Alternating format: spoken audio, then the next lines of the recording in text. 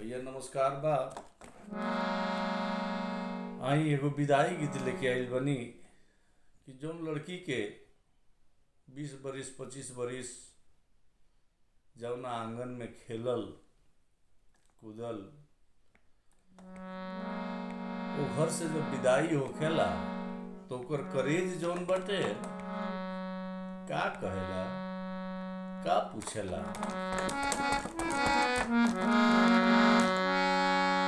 विदाई होता बेटी सबके मुंह देखतिया और देख देख के कहा तरीका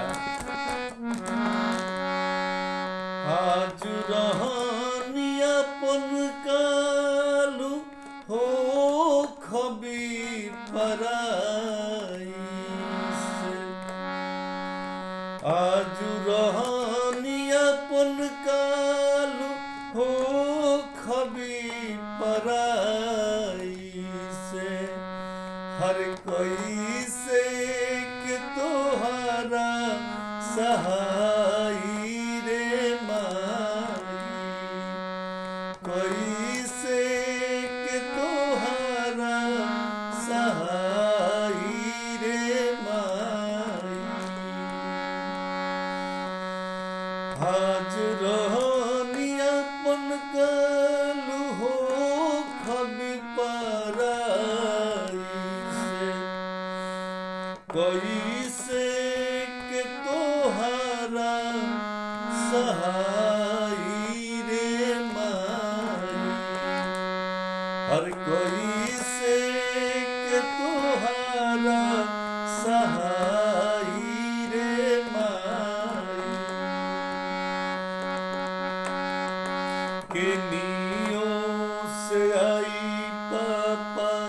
हमारे बोलावस कुछ लेके अइले हमके धरावस के नियो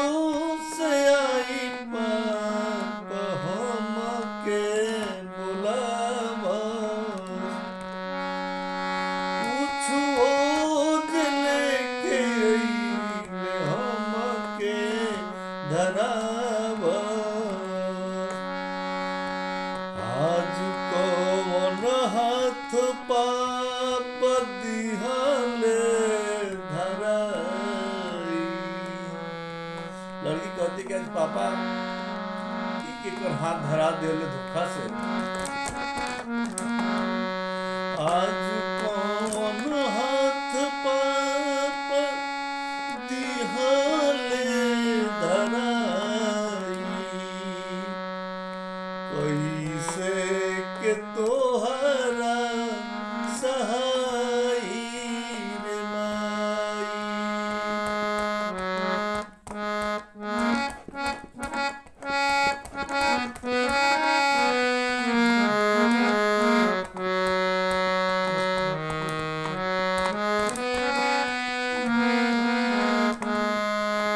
कौन कसूर तोरो कोइली करे जा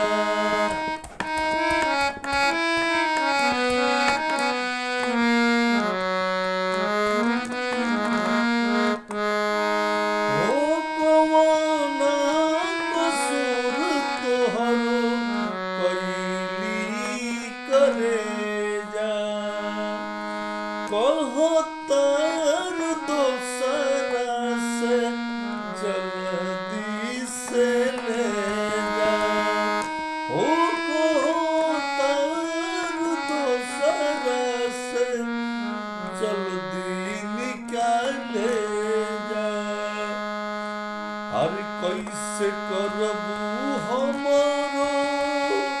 विदाई रे माई हर कैसे कैसे करबू तू हमारो विदाई से कैसे के तोहरा सहाई रे माई।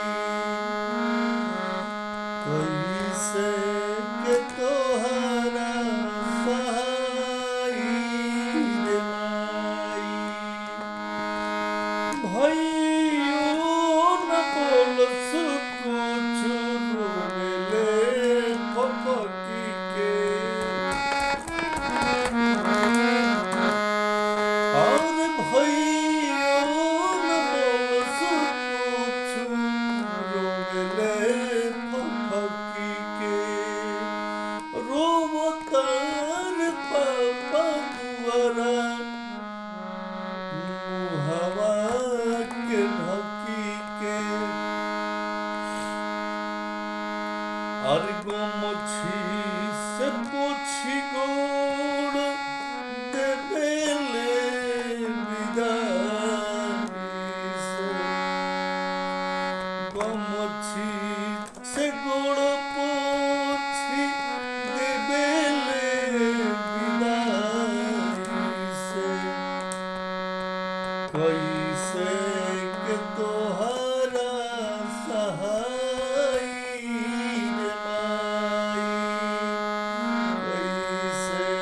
के तोहरा सहाय रे माई तो संजीवन जान से हथवा धरवालू अपना करे जब के कैसे भुलवलू हो अपना करे जब के कैसे भुलवलू हर कैसन विधाता रीत दिहले बनाई से कैसन विधाता रीत दिहले बनाई से कैसे तोहरा कैसे के तोहरा सहाय रे माई कैसे के तोहरा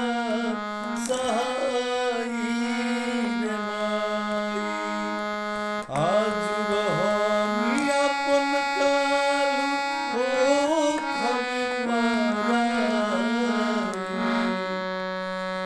आज रहनी अपन काल हो खमी पाराई कैसे के तोहरा सहाय रे माई कैसे के तोहरा सहाय रे माई कैसन लगल हा बतावे के बा लिखते समय कलम अवरुद्ध हो गईल हा रुक गईल हा आँख से आंसू भर गईल हा लेकिन गलती सही लिखा गईल बटे कैसन लागल हा बताई नमस्कार प्रणाम बा।